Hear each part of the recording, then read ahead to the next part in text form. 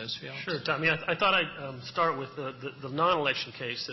The one main free speech case they have there is in a rather unsavory area of child pornography, which, of course, the Supreme Court has long held as an area where you can ban speech even if it's not obscene.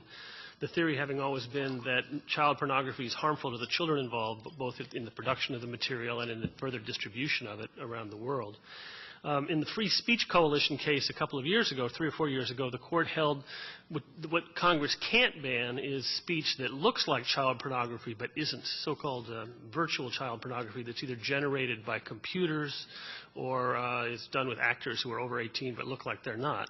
And what happened then was Congress passed a new statute trying to get around that. The Congress is of the firm view that this kind of material may be protected speech, but it has bad effects. It whets the appetite of bad people. It creates a market. It creates law enforcement problems of various sorts.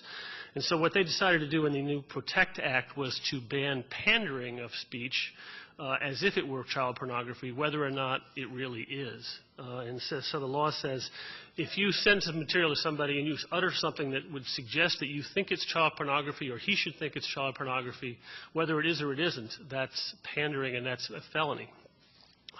That was held unconstitutional in the lower courts.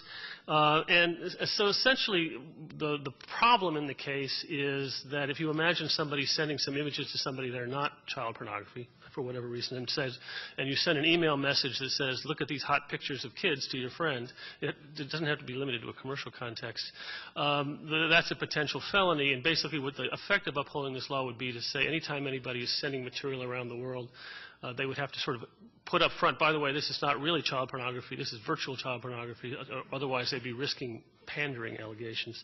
The government's main argument is, well, this kind of speech is either true and therefore illegal because you are sending real child pornography, or it's false because you're trying to fool somebody into thinking it's child pornography. But there is this kind of middle ground where you just say, look at these hot pictures, and they're not child pornography. And I think the court is going to be concerned that this is an indirect way to try to overrule the Free Speech Coalition case, which was written importantly by Justice Kennedy. So I think there's a reasonable prospect that certainly Justice Kennedy will control it and will likely, I think, be concerned about the Congress trying to